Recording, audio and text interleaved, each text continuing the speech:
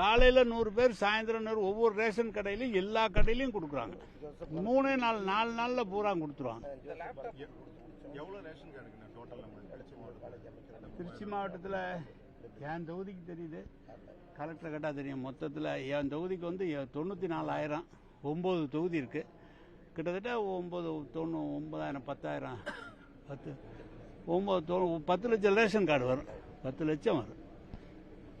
வேற என்ன, 19,000 டேப், 19,000 பேருக்கு பிள்ளைகளுக்கு கொடுக்குறோம். நல்ல வரவேற்பு, நல்லா இருக்கு. ஜனம் ரொம்ப சந்தோஷமா இருக்காங்க.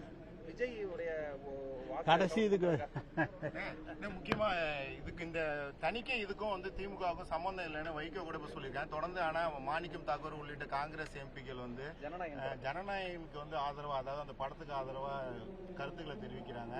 ஜனநாயகத்தை வந்து மிரட்டல் விடுறதா இருக்குது அப்படின்னு, அதை எப்படி பாக்குறீங்க sir? Central government censor board வச்சுருக்காங்க. இதுக்கு எங்களுக்கு என்ன சம்பந்தம்? அவங்க கொடுக்க போறாங்க, அவங்க வாங்க போறாங்க. எல்லா பணம் ஜெயலலிதா காலத்தில் கூட நடந்தது. அவர் போய் கேட்டுக்கிட்டாரு. இதெல்லாம் எங்களுக்கு அதுக்கு என்ன சார் சம்பந்தம்? காங்கிரஸ் எம்பிக்கள் வந்து இதுக்கு குரல் கொடுக்குறாங்களே, எப்படி அமைச்சர் பாக்குறீங்க? தெரியல, எனக்கு ஒன்றும் புரியல. அவங்க கூட்டணி ஆட்சி அதிகாரம் அதை பற்றிலாம் எனக்கு தெரியல. அவங்க என்ன எதனால குரல் கொடுக்குறாங்க, விஜய்க்கு அவருக்கு எப்படி இருக்கு என்னெல்லாம் தெரியாது. எனக்கு தெரியாத விஷயத்த நான் போய் சொல்லிட்டேன். நல்லா இருக்கும். அமித்ஷாவோட இபிஎஸ் சந்திச்சிருக்கிறாரு. தொடர்ச்சியா அவங்களோட கூட்டணி வலுப்படுத்துறான வேலைகளை பாக்குறாங்க. எப்படி இருக்கும்னு நினைக்கிறீங்க? அவங்க இப்பதான் வலுப்படுத்துறாங்க. திமுக ஏற்கனவே வலுவா இருக்கு. வேற என்ன சொல்லுங்க? திமுக தேர்தல் அறிக்கை திட்டங்கள்லாம் இப்ப தயாரிக்கிற திட்டங்கள் எப்படி இருக்கு? மக்கள் அவங்க சுற்றுப்பயணம் செய்வாங்க. அதுக்குன்னு கனிமொழி எம்பி அவங்க தலைமையில போட்டிருக்கிறாங்க. ஒவ்வொரு ஏரியாவிலும் சுற்றுப்பயணம் செஞ்சு கேட்டுக்கிட்டு இருக்காங்க. போன தடவை நாங்க சொன்னோம், இந்த தடவையும் அதே மாதிரி இந்த திருச்சிக்கு என்ன வேணுங்கிறத சொல்லுவோம். தேர்தல் அறிக்கை திட்டங்கள் மக்கள் எதிர்பார்க்கறாங்க. நல்லா இருக்கும். தேர்தல் அறிக்கை நல்லா இருக்குமே, நல்லா இருக்கு. திமுகவில் தேர்தல் அறிக்கை என்பது கதாநாயகன் சொல்வாரு. அதை நம்பிதான் தேர்தல் இருக்கு. நல்லா இருக்கு. கடந்த முறை போல வந்து இந்த முறையும் வந்து தேர்தல் வாக்குறுதிகள் முக்கியமா அந்த அறிக்கையில கதாநாயகன் சொல்றீங்க. அதிக அளவுல வந்து இலவச திட்டங்கள் சார் 540 தேர்தல் அறிக்கையில கிட்டத்தட்ட 80-85% நிறைவேற்றி இருக்கிறார்.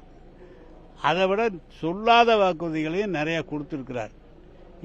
அவ்வளவு நெருக்கடி, ஒன்றிய அரசுடைய நிதி நெருக்கடியில இந்த திட்டங்கள்லாம் நிறைவேற்றப்பட்டிருக்கிறது. எனவே அவர் சொன்னதெல்லாம் ஓல்டு பென்ஷன்லாம் இன்னைக்கு கொடுத்துட்டாங்க. அதோட 3000 ரூபாய் பணமும் பொங்கல் கொடுத்தாங்க, லேப்டாப்பும் கொடுத்துட்டாங்க. உங்களுடைய கனவு என்ன நீங்க சொல்லி எழுதி கொடுங்க, நாங்கள் வருங்காலத்தில் அதை நாங்கள் நிறைவேற்றுவோம்னு சொல்லி நாளை காலையில் முதலமைச்சர் அதை உருவாக்குறார். எனவே சொல்றவங்க குறை சொல்றவங்க சொல்லிட்டு தான் இருப்பாங்க. அதுல ஒன்றும் இல்லை. ஆனால் தலைவர் அவர்கள் சொன்னது போல படிப்பை நீங்கள் பாருங்கள், நாங்கள் உங்களுக்கு காத்திருக்கிறோம், நானும் வெற்றி பெற்று வருவேன், நீங்களும் வெற்றி பெற்று வாருங்கள் என்று சொன்னதே அதுதான் நடக்கும்.